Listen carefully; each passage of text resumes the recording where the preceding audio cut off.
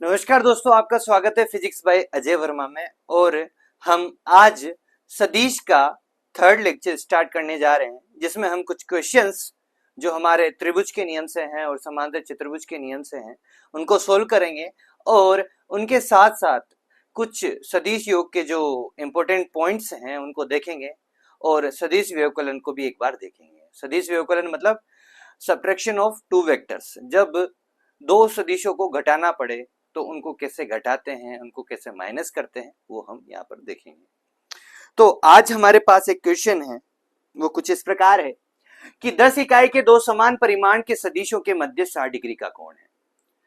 इनका परिणामी वो किसी एक सदिश से परिणामी के मध्य कोण ज्ञात कीजिए। ठीक है, क्वेश्चन हो गया है। अब क्या क्या दिया गया है उसको नोट करें।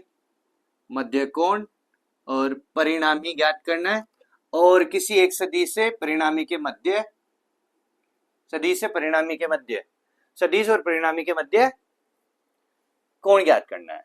तो सबसे पहले लिखेंगे दिया गया है। तो सॉल्यूशन क्या दिया गया है? 10 इकाई के दो समान परिमाण के सदिश ए वेक्टर और बी वेक्टर का जो परिमाण है वो कितना है? 10 यूनिट। कितना है? 10 यूनिट। परिमाण समान है दोनों का, और इनके मध्य जो कोण है वो थीटा बराबर 60 डिग्री है। ठीक है, इनका परिणामी वो किसी एक सदिश से परिणामी के मध्य, इनका परिणामी निकालना है और किसी एक सदिश से परिणामी के मध्य कोण ज्ञात कीजिए। तो अपन को क्या करना है? अल्फा निकालना है या फिर बीटा निकालना है, और इसके साथ साथ आर भी निकालना है। आर बराबर हो जाएगा, आर वेक्टर बराबर A vector plus B vector. तो ए वेक्टर प्लस बी वेक्टर का परिणामी निकालना है, तो सबसे पहले इसका परिमाण निकालना पड़ेगा, फिर इसके बाद में हम इसको दिशा दे देंगे तो वो सदिश बन जाएगा। और दिशा किससे मिलेगी? अल्फा और बीटा से। या तो अल्फा निकालिए या फिर बीटा निकालिए। तो सबसे पहले हमें पता है किसी भी अगर सदिश को व्यक्त करना है, किसी भी सदिश को मुझे बताना है कि वो सदिश है, तो उसके पास एक परिमाण होगा और एक दिशा होगी। तो वही यहाँ पर हम सबसे पहले परिमाण की कैलकुलेशन करेंगे। तो सबसे पहले हम इसका डायग्राम समझेंगे। डायग्राम क्या है? मान लीजिए कोई एक सदिश है ए वेक्टर और दूसरा सदिश है बी वेक्टर। अब बी वेक्टर कहां बनाऊं? मैं यहाँ पे बनाऊं या यहाँ पे बनाऊं? अगर उनके मध्य कोण दे रखा है तो हाँ, टेल टू टेल मिलाओ हमेशा। ये बोला जाता है थीटा बराबर 60 डिग्री। अगर बोला गया है कि दो सदिशों के मध्य कोण इतना है, फलाना है, कुछ भी है, थीटा बीटा अल्फा जो भी आपको दे रखा है, 30 डिग्री 20 डिग्री जो भी है, वो टेल टू टेल मिलाने पर ही दे रखा होता है। और कई बार आप क्या त्रिभुज का नियम बनाने के लिए क्या करते हैं? ऐसे करके ऐसे चले जाते हैं। कई बार क्वेश्चन ऐसे भी दे रखे होंगे और इनके बीच में डायग्राम में एंगल दे रखा होगा, जैसे ये 120 डिग्री कर रखा होगा, तो ये एंगल नहीं होगा आपका थीटा। आपका एंगल क्या होगा? जब इसको उठा के यहाँ पे रखोगे बिल्कुल ये पैरेलली, तो ये वाला 120 था, तो इसके जब पैरेलली मिलाते तो ये वाला आसन्न कोण, मतलब आमने सामने के जो ये होते हैं ना कोण, ये बगल में ही होते हैं, जो ये क्या होता है 180 के बराबर होते हैं, तो ये 60 डिग्री हो जाएगा। पैरेललोग्राम में यही होता है। ठीक है ना? तो इन दोनों के बीच में कितना आ गया? 60, और इधर का भी 60 हो जाता है। तो त्रिभुज के नियम में ये वाला 60, ये वाला लेते हैं अपन कोण थीटा। ठीक है, इस चीज को ध्यान रखना, टेल टू टेल मिलानी है आपको तो, अगर एंगल दे रखा। अब इसको त्रिभुज के नियम से सोल्व करूं या फिर समांतर चतुर्भुज के नियम से? किसी से भी करो आंसर तो सेम आएगा, लेकिन डायग्राम के अकॉर्डिंग समांतर चतुर्भुज का डायग्राम इजी रहेगा, तो मैं समांतर चतुर्भुज के अकॉर्डिंग करता हूं। ठीक है, ये यहां पर एंगल अल्फा बनेगा, यहां पे एंगल बीटा बनेगा। ठीक है ना? तो ये आर वेक्टर हो जाएगा। तो सबसे पहले आर वेक्टर के परिणामी के लिए हम परिमाण के लिए चलते हैं। आर वेक्टर खुद परिणामी है, परिमाण के लिए चलते हैं। परिमाण अर्थात ए वेक्टर प्लस बी वेक्टर का परिमाण। क्या था फॉर्मूला? त्रिभुज के नियम से करो या समांतर चतुर्भुज के नियम से करो, फॉर्मूला सेम है। A square plus B square plus 2ab cos theta. ठीक है, सभी का मान पता है आपको। अंडर रूट 10 का स्क्वायर 100, 10 का square 100, 2 into 10 into 10 100 cos theta, cos 60 आएगा। यहाँ पे कितना आएगा? थीटा बराबर कितना है? 60। और कोस 60 कितना होता है? 1/2। कितना हो भाई? 1/2। तो 1/2 यहां पर रख देते हैं। आलो, ये 2 से 2 गया, तो 100 300, 300 का 100 अगर बाहर निकालेंगे तो क्या हो जाएगा, वो 10 हो जाएगा। अंडर रूट से बाहर निकालते तो 3 बेचारा अकेला अंदर ही रह जाएगा, ठीक है ना। और ये किस में था, मीटर में था आई थिंक। मीटर बेटा कुछ भी नहीं है, ठीक है, यूनिट ओनली। इस पे भी यहाँ पे आप यूनिट लिख दो, तो आपको इसका परिमाण मिल चुका है। अब डायरेक्शन चाहिए, अर्थात वो बोल रहा है अलग से कि किसी भी एक सदिश के साथ परिणामी का कोण ज्ञात कीजिए। परिणामी का कोण ज्ञात करने के लिए अपने पास फॉर्मूला है, यहां पे लिख देता हूं, टेन अल्फा। ये अल्फा कोण वो होता है B sine theta divided by A plus B cos theta.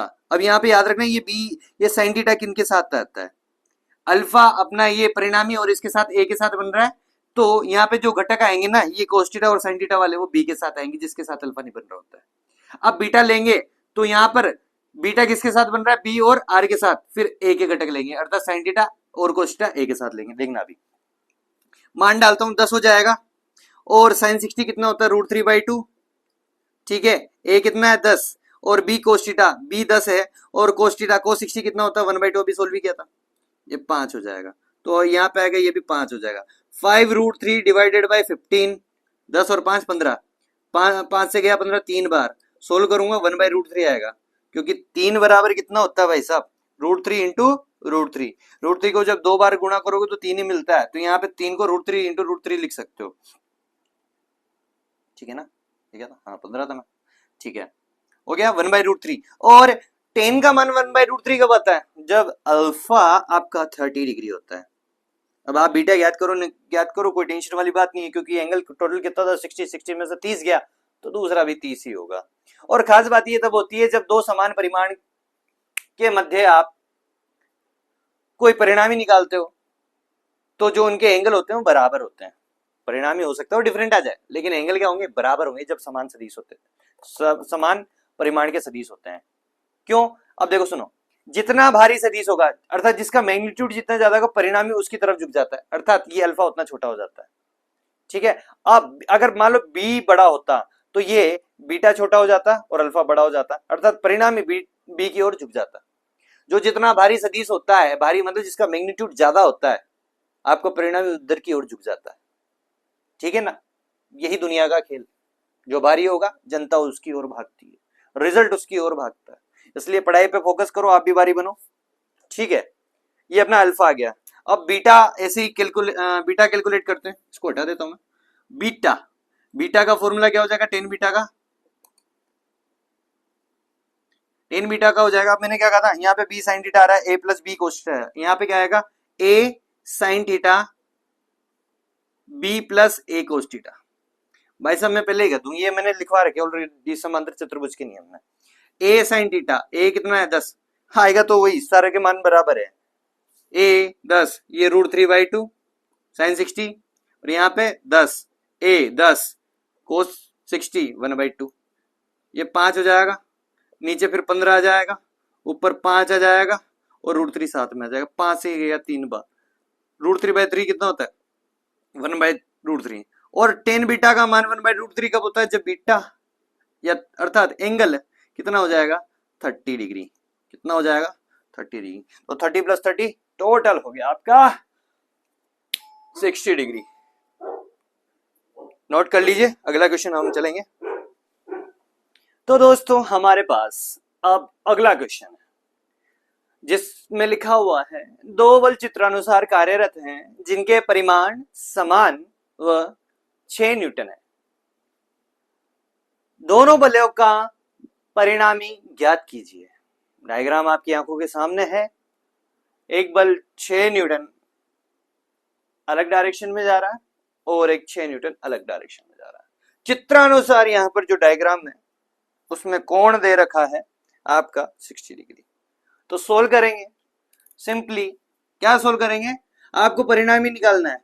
तो आर वेक्टर बराबर क्या होता है, A vector plus B vector, परिणामी इनसे निकलेगा, दोनों सदिशों का योग। अब आप ऐसे करोगे, √a² + b² + 2ab, जैसे लास्ट वाला किया था, 2ab कोस थीटा, यहाँ पे 6 लोगों के चक्कर 36 36 36 प्लस 36 इंटू 2 और कोस थीटा कितना है सर, पहले जैसे ही हो जाएगा, ये पहले जैसा कर मत देना, थीटा आप 60 डिग्री ले लो, मत कर देना, मैंने अभी थोड़ी देर पहले ही बोला था 60 डिग्री मत लीजो, घाटों पर जागो, नहीं लेना भाई, ठीक है ना। इसमें खेल क्या है, मैंने पहले ही कहा था कि आपका जब दो सदिश टेल टू टेल मिले तो वो होता है एंगल, यहाँ पे क्या मिल रहा है, हेड टू टेल मिल रहा है, ये थीटा नहीं है, ये थीटा का छलावा है, ठीक है ना। तो इससे बचें, जालसाजी से बचें। ये आपका 6 न्यूटन है। अब सर एंगल कैसे लेना है, तो टेल टू टेल मिलाओ ना यार, इसको आगे एक्सटेंड कर दो, उतना ही उठा के, इतना है ना, इतना ही उठा के बिल्कुल सेम डायरेक्शन के हिसाब से आगे एक्सटेंड कर, उठा के रख दिया। अब ये जो एंगल होगा वही क्या होगा, आपका थीटा होगा। सर कितना होगा, आपने बिल्कुल एक सरल रेखा में आगे एक्सटेंड किया भाई साहब ऐसे, तो ये 60 है, टोटल 180 होता है, तो ये 120 हो जाएगा, ये 120 हो जाएगा। अब जाके आया आपका थीटा, पहले दो कट दौड़ी हो रही थी, जागो ग्राहक जागो, ठीक है। तो अब ये निकालना है, अब क्या करेंगे, ये ए वेक्टर ये बी वेक्टर, ठीक है, आपको परिणाम ही पता था, परिमाण निकालना है इसका, A vector plus B vector का परिमाण क्या होता है, under root A square plus B square plus कितना होगा 2ab cos theta, cos theta कितना है 120, ये हो जाएगा ए स्क्वायर कितना सर, ए 6 तो इसका स्क्वायर 36, बी 6 इसका भी 36, 2 इंटू अब 6 into 6 36, cos theta cos 120 sir, it's 120, और कोस 120 कितना होता सर, कैलकुलेट करने के लिए इसको 180 में तोड़ेंगे, किसमें तोड़ेंगे 180 में, सेकंड क्वाड्रेंट में कोस क्या हो जाता है, नेगेटिव हो जाता है, ये 180 माइनस कितना हो जाएगा 60 हो जाएगा, तो आपका ये निकल के आएगा, सेकंड क्वाड्रेंट में माइनस होता है, और 180 के फॉर्मूले में कैसे लिख सकते हैं, 180 माइनस 60 120 होता है, ठीक है। आपको ये रूल पता होगा ASTC का, सेकंड क्वाड्रेंट में ओनली साइन पॉजिटिव रहता है, कोस नेगेटिव रहता है, और टेन भी नेगेटिव रहता है, साइन पॉजिटिव रहेगा ओनली, तो ये कोस नेगेटिव हो गया। अब ये हो जाएगा, ये जो एंगल होता है उसको यहाँ पे उठा के रख दो, माइनस कोस 60 डिग्री, जो मतलब कोस 120 का मान होता है, कोस 120 का मान वो इसके बराबर होता है, ठीक है। तो यहाँ पे कोस 60 कितना होता है 1/2, माइनस साइन लगा तो माइनस 1/2 जाओ, तो answer 36 plus 36 plus 2 into 36 into minus 1/2, okay sir, ये लो, ये बढ़िया, ठीक है। ये क्या, अब ये माइनस का 36 हो जाएगा, तो 36 प्लस 36 माइनस 36, 36 को 36 खा गया, बचा 36, ओके, तो 36 का अंडर रूट कितना होता है 6, तो आपका परिणामी कितना आ गया सर, हो जाएगा 6 न्यूटन, कितना हो जाएगा 6 न्यूटन। और कहां लगेगा, मैंने पहले बोल दिया था, जब समान परिमाण के दो सदिश कार्यरत हों तब उनका जो सदिश या परिणामी जो सदिश होता है वो इन दोनों के जस्ट बीचों बीच में लगता है, बीचों बीच में, अर्थात ये टोटल 120 है तो ये 60 डिग्री हो जाएगा, ये 60 डिग्री हो जाएगा, परिणामी बीच में से निकल जाएगा। तो इसमें अल्फा और बीटा कैलकुलेट करने की कतई जरूरत नहीं होती जब समान परिमाण के दो सदिश होते हैं, ठीक है। और खास बात और एक और पता चली होगी आपको, जब दो सदिशों के मध्य 120 डिग्री का कोण हो तब जो परिणामी का जो परिमाण होता है वो जो सदिश थे, आपके मेन सदिश थे, उनके समान होता है, अर्थात ये इंपॉर्टेंट पॉइंट है, एमसीक्यूज आ जाते सीधे उठ के, तो आपको कैलकुलेट करने की जरूरत नहीं है, बस याद करने की जरूरत है कि जब थीटा बराबर 120 डिग्री हो और ए वेक्टर बी वेक्टर के बराबर हो परिमाण में, तो आपका जो परिणामी भी क्या होता है, इनके बराबर ही निकल कर आ जाता है। या फिर दो सदिश समान है और उनका परिणामी भी समान है तो उनके बीच में एंगल मस्ट है कि 120 डिग्री होगा, ठीक है, ये 120 डिग्री, ये वाला इंपॉर्टेंट पॉइंट होता है भाई साहब। अगर दो सदिशों के परिमाण समान है और उनके बीच में एंगल 120 है तो परिणामी का परिमाण भी समान होगा। ठीक है।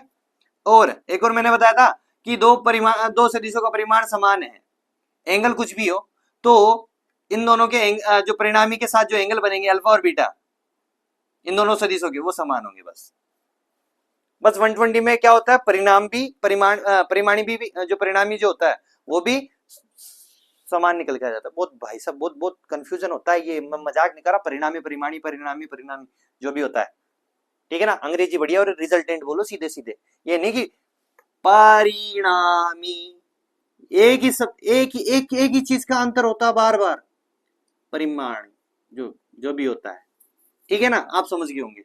अर्थात रिजल्टेंट, आर बोले तो रिजल्टेंट, परिणामी का परिमाण समान निकल के आता है।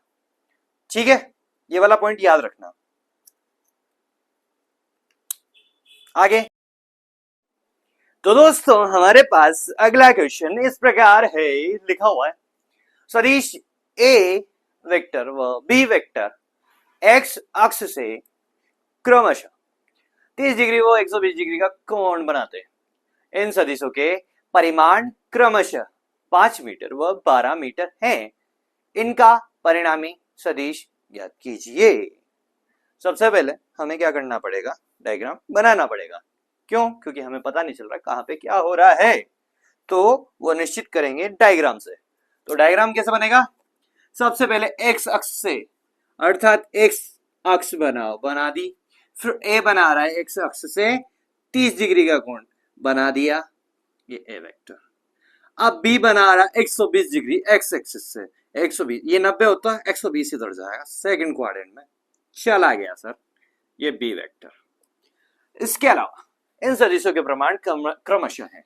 ए वेक्टर का बोल रखा भाई साहब मैं 5 मीटर हूं सर, और बी वेक्टर बोल रहा है मैं 12 मीटर हूं सर।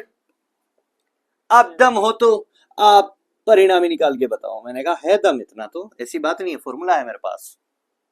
फॉर्मूला क्या होता है, यहां पे करता हूं, आर वेक्टर का, सबसे पहले आर वेक्टर निकाला तो परिणाम और दिशा चाहिए, तो फिर सबसे पहले परिणाम पे जाते हैं हम। तो ये होता a प्लस बी का योग, सदिश योग, उनका परिणाम। कैसे? ऐसे a square plus B square plus 2ab cos theta. Sir a मेरे पास, b है मेरे पास, ab है, वो तो है ही सही। अब थीटा चाहिए, थीटा कितना होगा 120। नक्को रे बाबा गलती मत कर दो, ठीक है ना, इतना बड़े गलती मत करना रे। क्या करना है आपको, 120 नहीं है, एंगल किसके बीच में लेते हैं, ए और बी के बीच में, सॉरी ए और बी के बीच में। तो यहां से यहां तक का एंगल चाहिए सर। ये 120 तो x से b तक का है और 30 x से a तक का है। तो मुझे लग रहा है सर कहीं ना कहीं मुझे 120 का ही पार्ट चाहिए, लेकिन ये 30 को हटा दो ना। तो क्या करना पड़ेगा थीटा के लिए, 120 में से 30 हटा दो तो 90 हो जाएगा। बधाई हो, आपके पास कोस 90 आ गया है। और खास बात की कोस 90 कितना होता है सर, 0। हाँ, तो मतलब इसमें कोस 90 आएगा और तो ये पूरा वाला कितना हो जाएगा, 0 के बराबर हो जाएगा। तो हटा दो उसको, लिखने की कोई जरूरत नहीं है, 0 आएगा इसका। तो सोल्व करूंगा, बचेगा क्या, A square plus B square plus 0, कोई मतलब ही नहीं है सर। अब ए स्क्वायर कितना है, अर्थात इसका परिणामी का स्क्वायर, परिमाण का स्क्वायर, ए स्क्वायर 5 का स्क्वायर 25, बी स्क्वायर 144, 12 का स्क्वायर 144, और 25 144 अंडर रूट 169 सर। और 169 किसका अंडर रूट होता है, अंडर रूट नहीं होता है, स्क्वायर होता है, सही बोलो। हाँ, किसका स्क्वायर होता है 169 सर, 13 का स्क्वायर होता है, किसका, 13 का। तो यहां पर अंडर रूट 169 बराबर हो जाएगा 13, और मात्र क्या है, मीटर है सर, क्या है, मीटर है। ठीक है, तो अपने पास परिमाण आ गया परिणामी का। ओके, देन आपको क्या चाहिए इसके बाद, एंगल चाहिए क्या। तो एंगल के लिए टेन अल्फा निकालना पड़ता है। टेन अल्फा फॉर्मूला होता है B sine theta divided by A plus B cos theta. हाँ, बी कोस थीटा, थीटा कितना है 90, बी कोस थीटा कितना हो जाएगा 0, तो बी साइन थीटा, साइन 90 कितना होता है 1, तो ओनली बी, बी 12, ए कितना है 5 और बी कोस थीटा कितना हो जाएगा 0, कोई लिखने का कोई मतलब नहीं है, तो अल्फा आ जाएगा 10 इनवर्स 12/5। ज्यादा सोल्व करने की जरूरत नहीं है, अब इनको जरूरत ही नहीं है क्योंकि इतना आता भी नहीं है ना यार, इतना गंदा सॉल्यूशन क्यों, इतना गंदा क्यों सोल्व करेंगे हम सर, वहां तक ही छोड़ देंगे, जो मान हमें याद होते हैं ना सिर्फ उसके लिए करना है, अर्थात 15 डिग्री ले लो, 30 डिग्री ले लो, 37 डिग्री ले लो, 45 डिग्री ले लो, 53 डिग्री ले लो, 60 डिग्री ले लो, 90 डिग्री ले लो, या फिर 120 ले लो, ऐसे चल जाएगा, ये वो चल जाएगा, जो 15 के उसमें है ना वो चल जाएंगे, लेकिन 15 के अलावा नहीं रे बाबा, ज्यादा किसी को छेड़ना नहीं है, नहीं बिल्कुल नहीं। वैसे कितना आएगा 5 का जा नहीं रहा, 12/5 ही आएगा, ठीक है, ये हमारा सॉल्यूशन होगा, ये आपका परिमाण, ये आपकी डायरेक्शन ए वेक्टर से, ठीक है। नेक्स्ट क्वेश्चन हम देखने जाएंगे, इसके बाद आप सॉल्यूशन लिख लीजिए रोक के, क्योंकि मैं तो आगे बढ़ जाऊंगा। अब दोस्तों हम आते हैं सदिशों के व्यवकलन पर, अर्थात सब्ट्रैक्शन, सदिशों का सब्ट्रैक्शन, अर्थात उनको घटाना है। मान लीजिए अभी तक आपने क्या किया, क्या मानना है, किया ही है, ए वेक्टर ये और बी वेक्टर ये है, आपने अभी तक ए वेक्टर में से बी वेक्टर को जोड़ा है और जोड़ के आपके पास जो परिणाम निकल के आया उसे आर वेक्टर का नाम दिया है, ठीक है। अब आपको क्या करना है, यहाँ पे सदिशों का व्यवकलन करना है, व्यवकलन मतलब सदिशों को घटाना है, अर्थात ए वेक्टर में से माइनस बी वेक्टर करना है, जो भी रिजल्टेंट है, ये मान लो ये जैसे R1 हो गया, ये तो R2 ले लो, कुछ ना कुछ तो रिजल्टेंट आएगा ही सी, कुछ ना कुछ परिणामी तो आएगा ही सी ना, इसका R1 ले लिया, इसको R2 ले लिया, ठीक है। तो इसको कैसे करेंगे सर, अब सदिश में सबसे बड़ी खास बात होती है इस चीज पे फोकस करना, अगर ये B पॉजिटिव आ रहा है तो इसका मतलब मैंने इस डायरेक्शन को B के लिए पॉजिटिव का माना है। अब यदि सेम सदिश को मैं इसका हेड इधर इस साइड में चेंज कर दूं और सेम परिमाण के साथ इधर एक्सटेंड कर देता हूं जस्ट विपरीत दिशा में, तो ये क्या हो जाएगा, इसका ऋणात्मक सदिश या विपरीत सदिश, ठीक है। तो अब क्या होगा, अगर सदिशों का व्यवकलन होगा तो उसका मतलब ये होगा कि भाई साहब अब मेरा क्या होगा, ए वेक्टर और माइनस बी वेक्टर का जोड़ होगा, अर्थात कहानी क्या है, जोड़ ही कर रहे हैं हम, लेकिन किसका, पहले दोनों पॉजिटिव वेक्टर्स का एडिशन करते थे, अर्थात धनात्मक सदिशों का जोड़ करते थे, लेकिन अब क्या करें, एक धनात्मक 6 और एक ऋणात्मक 6 सर, ठीक है। तो यहां पर ए वेक्टर प्लस माइनस वो बी वेक्टर आर वेक्टर कुछ ना कुछ मुझे देगा R2, माइनस प्लस माइनस होता है तो मुझे अल्टीमेटली क्या मिल जाएगा, ये मिल जाएगा सर। तो ऐसे ही सदिशों का उपयोग करते हैं। अब खास बात क्या हुई, इसको तो हटा दो, आप फॉर्मूला लगाते थे परिणामी के लिए sir, √a² + b² + 2ab cos theta, theta अभी यहां पे क्या था सर, इनके बीच में था, अब क्या हो जाएगा सर, अब तो इनके बीच का होगा ना सर, टोटल 180 होता है, ये थीटा मुझे ये चाहिए सर, तो 180 माइनस थीटा हो जाएगा। अब आपके पास, अब आपके पास थीटा की जगह क्या लिखना होगा, 180 minus theta,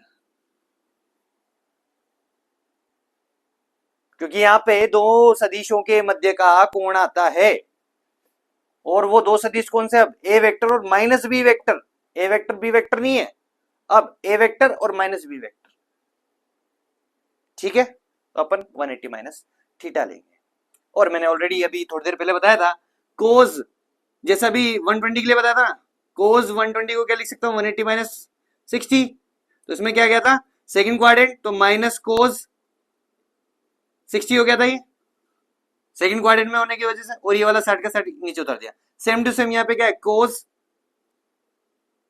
180 minus theta, second quadrant में तो माइनस का, और कोज थीटा बिल्कुल उतार दो। तो यहाँ पे कितना हो जाएगा, अब इसको वो भुला के सिर्फ अकेला आर है ना, तो R2 हटा दो, आर आर ही रहने दो।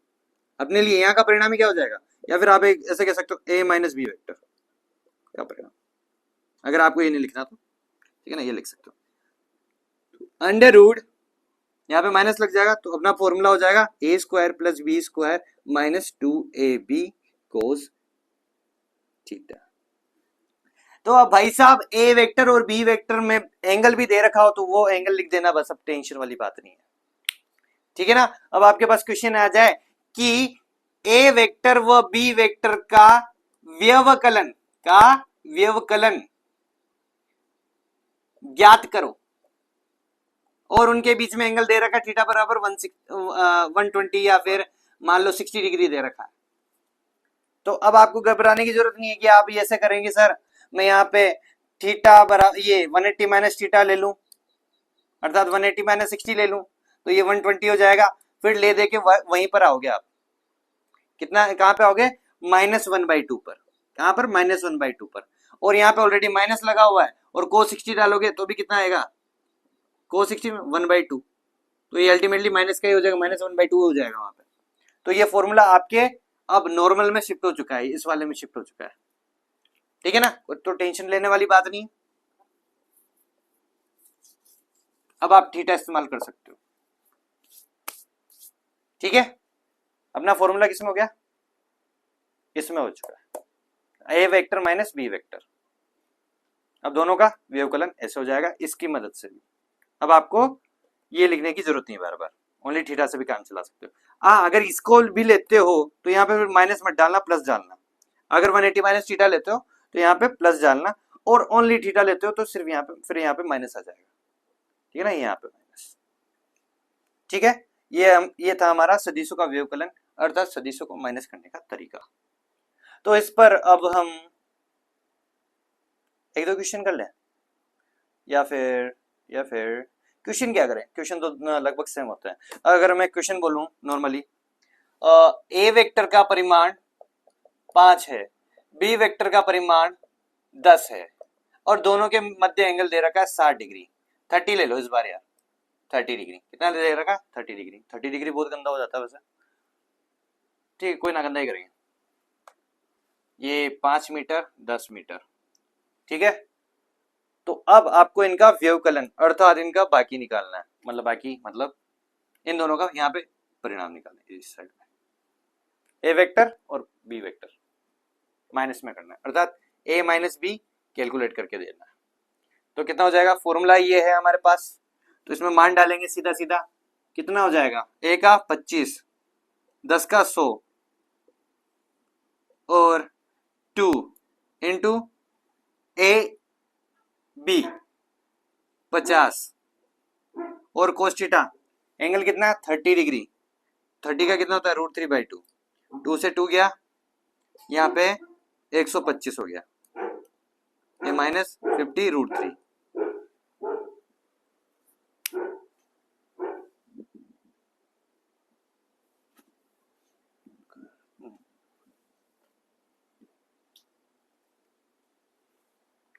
तो ये हुआ हमारा सॉल्यूशन।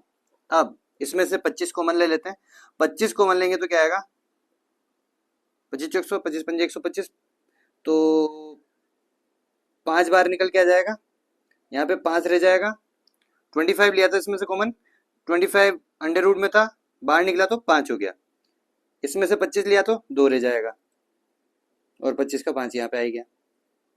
तो ये वाला हमारा इसका परिणामी रहेगा, परिणामी का परिमाण, सॉरी ये डंडा लगाना मत ना भूलें, मॉड्यूलस का साइन,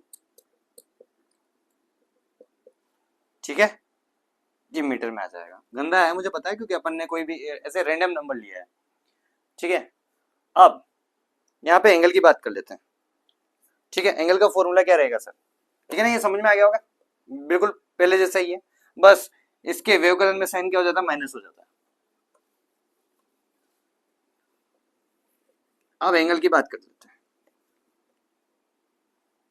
एंगल पहले फॉर्मूला क्या था हमारा, tan अल्फा बराबर B sine theta divided by A plus B cos theta. अब देखो सभी जगह थीटा की जगह क्या कर दिया था, टेन अल्फा बी बराबर साइन 180 माइनस थीटा।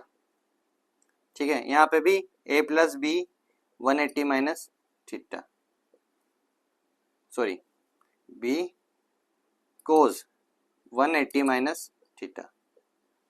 ठीक है, अब बी साइन 180 माइनस थीटा होता है साइन थीटा, और कोस 180 माइनस थीटा भी किया था, माइनस का होता है।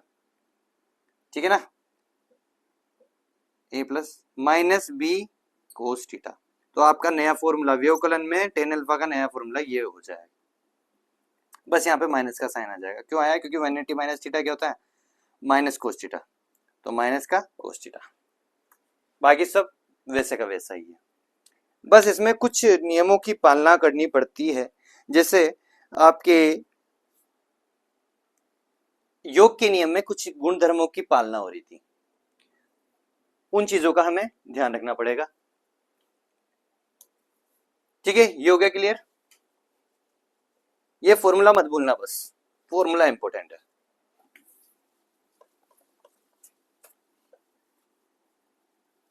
अब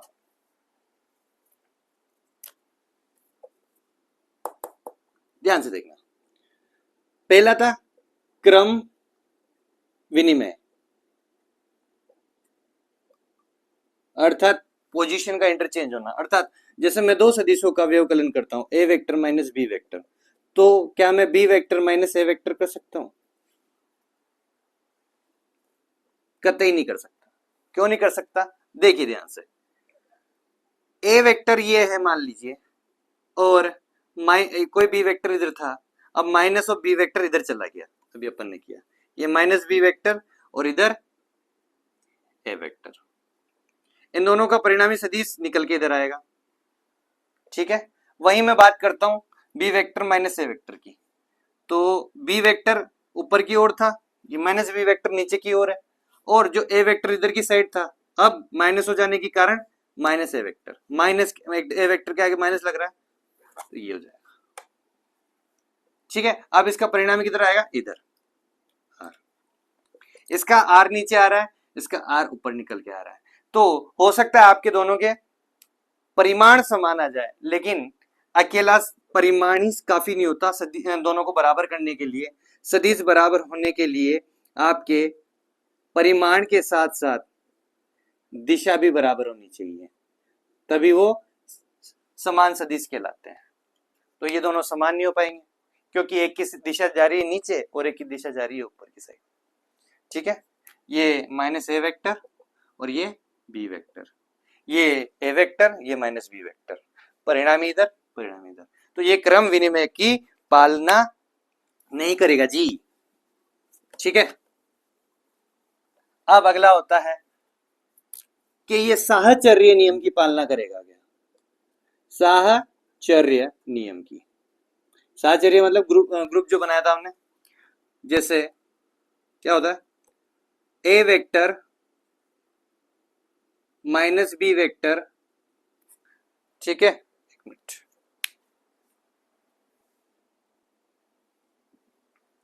ए vector minus B vector minus C vector बराबर A vector minus B vector minus C vector. अब ग्रुप बनाने हैं, क्या मैं A vector minus B vector को पहले करके, ठीक है ना, फिर जो परिणामी आएगा उसको सी वेक्टर में व्यवकलन करता हूं फिर से, तो क्या इसमें मैं पहले बी वेक्टर और C vector minus C vector का व्यवकलन करके फिर ए वेक्टर जो भी इसका परिणाम आएगा उसका व्यवकलन करूंगा, समान होगा? मतलब अलग अलग ग्रुप से करूंगा, मतलब मैं पहले इसको सोल्व करूंगा या फिर मतलब कैसा भी ग्रुप बना लूं, क्या ऐसा हो सकता है? ऐसा बिल्कुल नहीं हो सकता, मर्जी पड़े जैसा ग्रुप नहीं बना सकते, आपको एक पर्टिकुलर पैटर्न के साथ चलना पड़ेगा। क्यों, ये दोनों बराबर नहीं हो सकते, ये भी समझाता हूं अभी।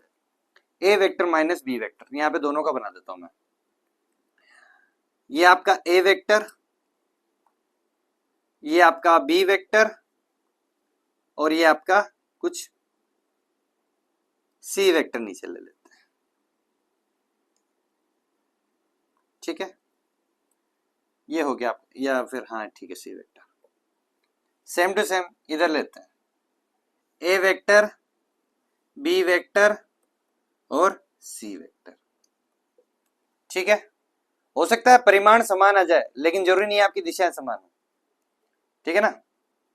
अब देखो यहां पे बोल रहा है A vector minus B vector, तो माइनस बी वेक्टर बनाओ, माइनस बी वेक्टर ये बना दिया। तो ए वेक्टर माइनस बी वेक्टर करोगे, अब बी वेक्टर को डालो यहां से, ए वेक्टर माइनस बी वेक्टर करोगे तो इन दोनों का परिणामी कहीं ना कहीं यहां पे आएगा R1। ठीक है ना। अब इन दोनों का आ गया R1 माइनस सी वेक्टर बचा। अब सी वेक्टर नीचे है तो सी वेक्टर को माइनस वाली डायरेक्शन लूंगा तो ये हो जाएगा माइनस सी वेक्टर, विपरीत दिशा में बराबर। अब R1 और इसका परिणामी लूंगा कहीं ना कहीं इस डायरेक्शन में ऐसा आ जाएगा, R2 vector final, R final बोल दो, RF।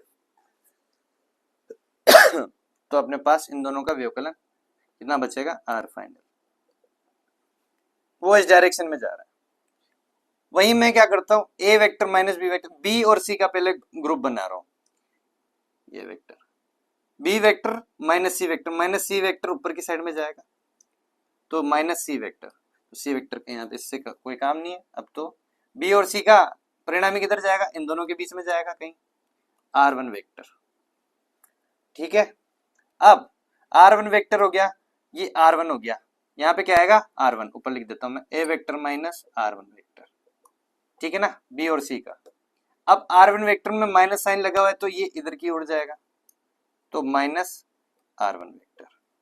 अब किसका ग्रुप बनाना है, माइनस R1। अब इसको भी हटा दो, इससे काम नहीं है, बी से काम नहीं है। ठीक है, अब किससे काम है, माइनस R वेक्टर और ए वेक्टर, और तो इसका परिणाम किधर जाएगा, इधर जाएगा, ये हो जाएगा R फाइनल। तो भाई साहब देखो, इसमें इससे मतलब नहीं है, सॉरी इससे तो इससे मतलब नहीं है अभी, और R1 से नहीं, फाइनल से मतलब है अभी। ठीक है, तो आपका जो फाइनल है इसमें इस डायरेक्शन में जा रहा है और इसका फाइनल इस डायरेक्शन में जा रहा है। परिमाण भले समान हो जाए लेकिन दिशा डिफरेंट होगी, इस वजह से ये दोनों बराबर नहीं हो सकते। आई थिंक आपको समझ में आया होगा। ये योग, जैसे योग साहचर्य का नियम होता है, वैसे ये व्यवकलन में साहचर्य के नियम की पालना क्यों नहीं करता है। ठीक है, अब इसके बाद अगले में कुछ खास नहीं है ज्यादा। अगला बोलता है कि भाई साहब जब दो सदिशों का परिमाण समान हो तब व्यवकलन के जो परिणामी निकल के आता है उसका परिमाण क्या होगा। अर्थात ए वेक्टर बराबर बी वेक्टर परिमाण में समान है, अर्थात ए ले लेता हूं मैं, तो क्या होगा। तो व्यवकलन का फॉर्मूला क्या होता है, A vector minus B vector का परिमाण बराबर under root A square plus B square minus 2ab cos theta. ठीक है, ये हो जाएगा अंडर रूट, परिमाण डालता हूं, A square minus 2a square cos theta. तीनों में ए स्क्वायर है, कॉमन ले लेता हूं, ए बाहर आ जाएगा, स्क्वायर कॉमन लूंगा, स्क्वायर को बाहर करूंगा, अंडर रूट लग रहा था तो ए बाहर आ जाएगा। तो 1 + 1 2 माइनस 2 ए स्क्वायर कोस थीटा। ठीक है ना, 2 को यहाँ पे अंदर कॉमन लो, तो अंडर रूट 2 कॉमन लिया, 1 माइनस ए स्क्वायर कोस थीटा। ये आपका फॉर्मूला होता है ए अंडर रूट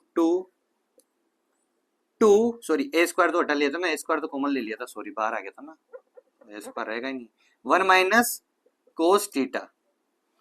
क्या हो जाएगा, 1 माइनस कोस थीटा, और 1 माइनस कोस थीटा बराबर होता है, यहां पे लिख देता हूं, 1 माइनस कोस थीटा बराबर होता है 2 साइन स्क्वायर थीटा बाई 2 के। ट्रिग्नोमेट्री में ये फॉर्मूला होता है, ये 2 into 2 sine square theta by 2 into 2 4, A into और 4 का अंडर रूट होगा 2, साइन स्क्वायर थीटा बाई 2 का under root sine theta by 2, तो अल्टीमेटली फॉर्मूला निकल के आएगा 2a sine theta by 2। A minus B का। जब परिमाण समान हो तो आप इस फॉर्मूले को भी यूज कर सकते हो। अब इसमें खास बात है, जैसे योग में क्या हो रहा था, जब ए वेक्टर प्लस बी वेक्टर कर रहे थे और जब थीटा बराबर 120 डिग्री था और ए वेक्टर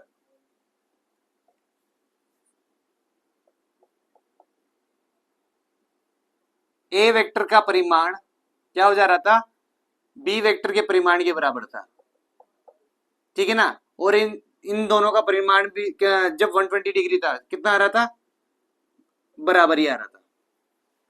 अर्थात ये कह सकता हूं जो दो सदिश जिनका परिमाण समान होता है और उनके बीच में एंगल 120 डिग्री होता है तो उनका परिणामी का परिमाण समान निकल के आता है। इसमें भी वही खेल होता है, यहाँ पे खेल था 120 डिग्री पे, यहाँ पे खेल होता है 60 डिग्री पे।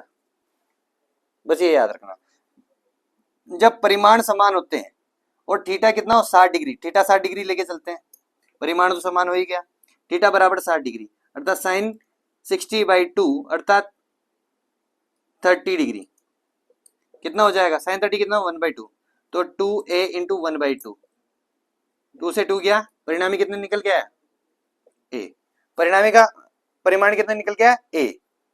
देख लो इन दोनों का परिमाण भी कितना था, a ही था, और परिणामी आर वेक्टर का परिमाण भी कितना निकल गया, a निकल गया। तो इसके लिए योग में तो 120 डिग्री का खेल चलता है जब परिमाण बराबर होता है, और व्यवकलन में 60 डिग्री का खेल चलता है जब परिमाण बराबर होता है। या फिर ऐसे कह सकते हो जब तीनों परिमाण बराबर और व्यवकलन हो रहा हो तो उनके मध्य एंगल 60 डिग्री होगा, और योग में जब परिमाण समान होता है, तीनों के परिमाण समान है ए बी के और आर के, तो एंगल 120 डिग्री होता है। या फिर ऐसे कह सकते हो इन दोनों का परिमाण समान और एंगल 120 है तो परिणामी का परिमाण भी समान आएगा, सेम टू सेम इसके लिए भी कह सकते हो, लेकिन 60 डिग्री कोण के लिए। ठीक है, ये हो गया। सेम टू सेम एकांक सदिश के लिए भी वैलिड है। ठीक है, ये हो गया हमारा सदिशों का व्यवकलन का फॉर्मूला वगैरह जो भी हमें करना था। अब हम करेंगे क्वेश्चंस। तो दोस्तों अब हमारे पास क्वेश्चन है व्यवकलन से रिलेटेड, जो आपकी स्क्रीन के सामने दे रखा है, और 2000 रुपए के लिए पहला क्वेश्चन आपके पास। यदि दो बल विपरीत दिशा में कार्य करते हैं तो उनका परिणामी 10 न्यूटन है। यदि वे लंबवत कार्य करे तो परिणामी 50 न्यूटन आता है। तो दोनों बलों का परिमाण क्या होगा? तो आपको यहाँ पे दोनों बलों का परिमाण ज्ञात करना है जिनके परिणामी अलग अलग कंडीशन में 10 न्यूटन है और 50 न्यूटन है। जब विपरीत दिशा में कार्य करते हैं तो 10 न्यूटन है, जब लंबवत कार्य करते हैं तो 50 न्यूटन है। तो सबसे पहले मैं मानता हूं मेरे पास दो बल हैं। कितने? दो बल F1 और F2। मुझे इनके परिमाण ज्ञात करने हैं भैया। क्या ज्ञात करने हैं? परिमाण। जब ये दोनों विपरीत दिशा में लगते हैं, अर्थात कोई ये बिंदु मान लो, एक बल इधर जा रहा है, एक बल इधर जा रहा है, F1 इधर है तो F2 इधर है, हो गए ना विपरीत दिशा में। तो और इन दोनों के बीच में एंगल कितना होता है विपरीत दिशा में होने पर? 180 डिग्री। कितना होता है? 180 डिग्री। अब सेकंड कंडीशन, अब विपरीत दिशा में दो तरीके से हो सकते हैं, एक तो ये वाला और एक ये वाला। हो गया विपरीत दिशा में, तो भी इनके बीच में एंगल 180 डिग्री होगा। ठीक है। सेकंड, ये बोल रहा है कि भाई साहब एक बल दूसरे बल के लंबवत है। यदि F1 इधर जाता तो F2 इधर जाता, हो सकता नीचे भी जाता, लेकिन कैसे भी ले सकते हो, अपने स्पेसिफाई नहीं कर रखा कि ऊपर जा रहा है या साइड में जा रहा है, कुछ भी आप कैसे भी ले सकते हो, लेकिन दोनों के बीच में 90 डिग्री का एंगल मांगता। ठीक है, यहां पर 180 मांगता। क्लियर छे? हाँ, वीडियो चालू छे। अब F1 पहली कंडीशन, विपरीत दिशा में लगते हैं। देखो मोटा मोटी मैं साफ साफ बोलूं तो ये क्या है, सदिशों का योग ही है। क्वेश्चन कुछ खास ज्यादा वो नहीं है, सदिशों का योग ही है। व्यवकलन भी क्या होता है? सदिशों का योग ही होता है। बस एक सदिश धनात्मक और एक सदिश ऋणात्मक होता है। क्योंकि यहां पर दिशा विपरीत है तो एक धनात्मक होगा एक ऋणात्मक होगा। ठीक है, लेकिन कैसे सोल्व करना है वो देखते हैं। अपन को थीटा दे रखा है सीधा सीधा 180, अपन को योग का सूत्र लगाना है। आर वेक्टर परिणामी का परिमाण। ठीक है, परिणामी निकालने का तरीका यही है, formula A square plus B square plus 2ab cos theta.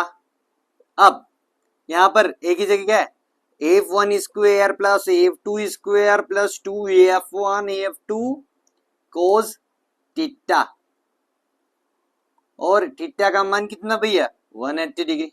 कोस 180 क्या होता है, कोस 180 होता है -1। कितना होता है -1, और परिणाम अपने पास ऑलरेडी दे रखा है, विपरीत दिशा में जब कार्यरत है 10 न्यूटन। कितना दे रखा है 10 न्यूटन, तो 10 न्यूटन बरोबर ये हो जाएगा अंडर रूट में a1 square plus a2 square minus 1 होता है तो माइनस गुणा होगा तो माइनस का 2f1 f2 हो जाएगा। अब क्या करे सर, ये करो कि ये काय का फॉर्मूला बन गया a1 a plus a square plus b square minus 2ab, अर्थात ये हो गया f1 माइनस f2 का स्क्वायर। क्या हो जाएगा f1 माइनस f2 का स्क्वायर, ये स्क्वायर ये अंडर रूट, तो ये हो जाएगा f1 माइनस f2 ओनली। तो f1 माइनस f2 कितना आ गया 100, f1 माइनस f2 आ गया सर ओनली 10। ठीक है, नेक्स्ट क्वेश्चन क्या बोल रहा है, हाँ क्या बोल रहा है भैया, ये बोल रहा है कि यहाँ पे ये स्क्वायर वन मानते, सेम फॉर्मूला यूज करना है, लंबवत है, और आपको ये बोल दूं पहले कोस 90 कितना होता है 0, तो ये वाला पार्ट इस वाली समीकरण में क्या हो जाएगा 0, तो आप लिख सकते हैं किसके बराबर था 50 के बराबर, तो 50 बराबर under root f1 square plus f2 square, क्योंकि बाकी का 0 हो गया, कोस 90 0 होता है 0 हो गया पूरा। अब क्या भाई साहब, कुछ भी नहीं है, दोनों तरफ स्क्वायर करो, ये 2500 आ जाएगा, ये f1 square plus f2 square हो जाएगा। ठीक है, अब आपको क्या चाहिए f1 और f2 चाहिए। अब सुनो एक खास बात, अब आप ये इसको लिखो फर्स्ट इक्वेशन, इसको लिखो सेकंड इक्वेशन, और अब इस्तेमाल करेंगे इस इक्वेशन का, इसको लिख लो थर्ड इक्वेशन, या फिर ऐसे चलना तो जो शुरुआत हुई थी इसको 1 लिख लेना, इसको 2 लिख लेना, और इसको 3 कर देना, लाइन वाइज चलता रहेगा। तो यहां पे लिखेंगे समीकरण 1 से, किससे समीकरण 1 से, क्या क्या बोलते दोनों तरफ स्क्वायर कर देंगे, दोनों तरफ स्क्वायर करेंगे तो 100 हो जाएगा, इधर को 100 इधर का अंडर रूट हट जाएगा sir, f1 square plus f2 square minus 2f1 f2 हो गया सर। अब देखो आपके f1 square plus f2 square का मान आ चुका है कितना 2500 को यहां पे डालें 2500 माइनस 2f1, यहां पे इसको सोल्व करेंगे तो 2f1 f2 कितना आएगा, इसको इधर भेजूंगा तो माइनस का 2400 हो जाएगा, माइनस का 2400 डिवाइडेड इसको ऐसे रहने दो, तो माइनस माइनस कैंसिल हो जाएगा, तो अपना 2400 बराबर आ जाएगा 2f1 f2, ये इधर जाएगा तो माइनस का हो जाएगा, माइनस का 2500 बढ़ा है तो ये से प्लस करेंगे या फिर माइनस करेंगे तो 2500 माइनस 100 कितना हो जाएगा 2400 हो जाएगा, ये आंसर आएगा। अब खास बात क्या, ये समीकरण नंबर 4, ठीक है। अब क्या करना है, अब आपके पास देवी और सज्जनों आपको क्या चाहिए f1 plus f2, f1 plus f2 वो मिल जाए तो काम हो जाएगा, इस वाली समीकरण से इस वाली समीकरण को मैं माइनस किया ऐड कर दूंगा तो मेरे पास f1 या f2 का मान आ जाएगा। f1 प्लस f2 का होल स्क्वायर कितना होता, f1 square plus f2 square plus 2f1 f2 हो गया सर। ठीक है, तो इसका स्क्वायर करके मतलब इसका स्क्वायर इधर भेज दूंगा तो अंडर रूट हो जाएगा ना, हो जाएगा सर, ठीक है हो जाएगा।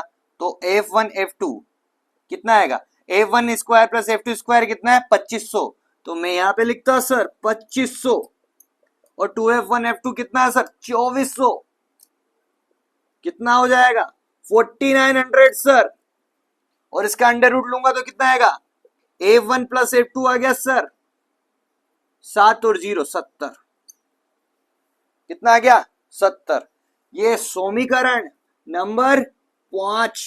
अब समीकरण नंबर 2 और समीकरण नंबर 5 को जोड़ने पर, अर्थात 2 प्लस 5 करने पर 10 प्लस f1 10 बराबर f1 minus f2 divided by 70 f1 plus f2, 8 कर दो सर, f2 से f2 गया सर 2f1 आ गया सर, इसका 0, ये 80 हो गया सर, 2 से जाएगा 40 टाइम्स, f1 का मान आ गया सर 40 न्यूटन, बधाई हो। अब f1 का मान किधर डालने को आपकी इच्छा, 2 में डालो या 5 में डालो, डाल देना, लेकिन अगर 2 में डालते हैं तो 10 बराबर 40 रे बाबा माइनस f2, इसको इधर भेजता इसको इधर भेजता, तो f2 बराबर 40, ये माइनस हो जाएगा माइनस 30, तो f2 will be, O sorry 10 जाएगा ना, तो 30 will be the answer, 30 Newton sir. तो f1 आ रेला कितना आ रेला 40 एंड f2 आ रेला 30 sir, it is the answer sir. Note down करेंगे, फिर अगला क्वेश्चन करेंगे, ओके सर।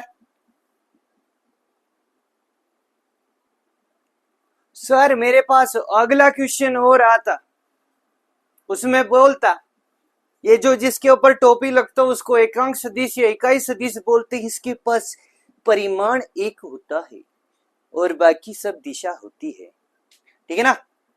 तो यहाँ पे a cap minus B cap का परिमाण दे रखा है, मतलब व्यवकलन करने पर जो परिणामी है उसका परिमाण दे रखा है वो है √2। तो ये बताइए कि a cap plus √3 B cap का जो परिणामी आएगा उसका परिमाण कितना होगा, वो कैलकुलेट करना है। तो यहां पे मैं आपको पहले ही बता दूं, इसमें तो कंडीशन क्या हो रही है, इस पहले वाले में दो सदिश हैं a कैप और b कैप, ठीक है ना।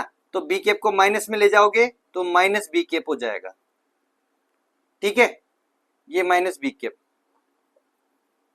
वैसे एकांक सदिश की लंबाई 1 होती है तो इनकी लंबाई 1 लेके चलेंगे, ये ना परिमाण 1 होता है इनका परिमाण कितना होता है 1 ठीक है। अब तो इसको कैलकुलेट करके दिया तो इसका परिणामी का जो परिमाण है वो √2 आ रहा है। अगले केस में क्या हो रहा है सर, व्हाट इज क्या ये a कैप सर, अब ये b cap sir, b cap इधर ही था इसके पॉजिटिव पार्ट में, ये सर अब इसका परिणामी ये √3 बी कैप, अब इसका परिणामी का परिमाण निकाल के दो। ये केस हो रहा है।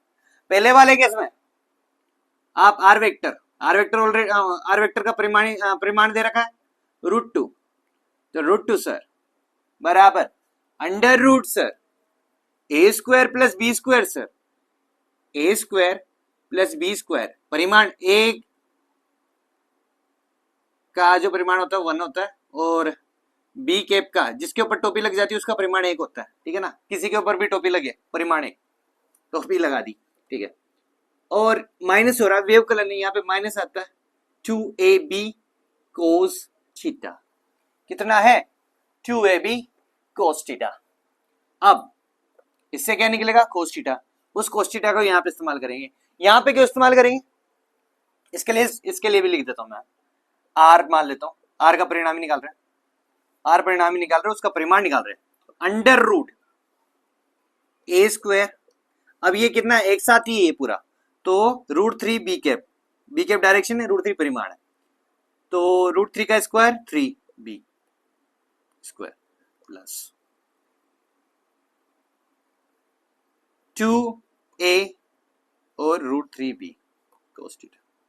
अब यहाँ पे cos थीटा इस्तेमाल हो रहा है, मैं कह रहा हूं सर यहाँ का cos थीटा जो आप निकालोगे उसका cos थीटा का मान यहाँ पे डाल देना। क्यों डाल देना, क्यों, डाल देना, उसका एक रीजन है। ये बी वेक्टर इधर, बी कैप इधर था, इनको इनके बीच में एंगल थीटा था और इसके बीच में भी एंगल थीटा है, क्योंकि बी कैप डायरेक्शन को दर्शा रहा है, ए कैप डायरेक्शन को दर्शा रहा है। जो ये रूट थ्री है ओनली परिमाण को दर्शा रहा है, अर्थात ये लंबा या छोटा हो सकता लेकिन डायरेक्शन सेम रहेगी, अर्थात एंगल चेंज नहीं हो रहा है बाबा, there is no angle change. ठीक है, इतनी अंग्रेजी आती है मेरे को। ठीक है, अब इसमें cos थीटा का मान निकालने की कोशिश करते हैं। दोनों तरफ स्क्वायर कर दें, स्क्वायर कर दे तो 2 आ जाएगा। 1 ए का मान डालेंगे 1 है, बी का मान डालेंगे 1 है, -2 ए इंटू बी 1 हो जाएगा, यहाँ पे cos थीटा हो जाएगा। एक और एक 2, 2 इधर जाएगा तो 0, तो -0 ही होगा ना, -2 cos थीटा, और इसको भी इधर भेज दो तो 0 बराबर cos थीटा, अर्थात थीटा का मान, cos थीटा का मान 0 कब होता है, जब थीटा कितना होता है 90 डिग्री। सर तो एंगल 90 डिग्री, तो इसमें भी 90 डिग्री इस्तेमाल करूंगा तो ये भी 0 हो जाएगा ना सर, तो ये 0 हो गया पूरा। कितना हो गया, ये पूरा 0 हो गया। तो लिखने का कोई रोल नहीं है, आप सीधा सीधा लिखो a² + 3b²। a का मान 1, b का मान 1, 3, तो ये 1 + 3 कितना होता है √4, √4 का अंडर रूट कितना होता है, √4 का मान कितना होता है 2, और मात्रक मात्रक कुछ भी नहीं है, तो इसका जो परिणामी है उसका परिमाण 2 आ जाएगा। कितना आ जाएगा भैया 2, ये सॉल्यूशन।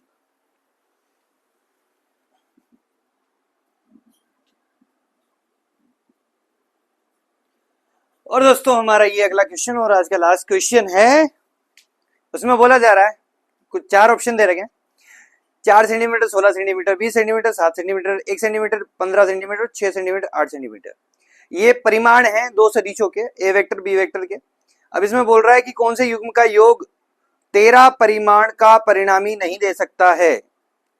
अब इसमें क्या हो जाएगा, बहुत सारे बच्चे तो है ना चेक करने लग जाएंगे, सीधे एक एक को चेक करने लग जाएंगे, परिणामी चेक करो, परिणामी का परिमाण चेक करो कि भाई साहब वो 13 का दे रहा है नहीं दे रहा है, सोल्व करने लग जाएंगे फॉर्मूले से, a² + b² + 2ab cos theta. अब सर इसमें तो cos थीटा दे ही नहीं रखा, फिर cos थीटा कहां से लिखेंगे, लफड़ा पड़ गया। तो ऐसे वाले केसेस के लिए क्या होता है, जहां पर आपको ऐसे देखना पड़ता है ना कि भाई साहब ये पर्टिकुलर योग दे सकता है नहीं दे सकता, तो आपको रेंज में देखना पड़ता है।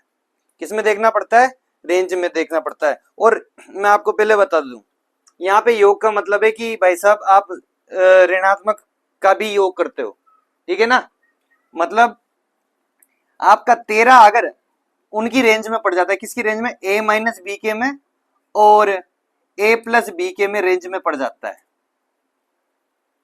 मान, परिणामी का मान, r का मान।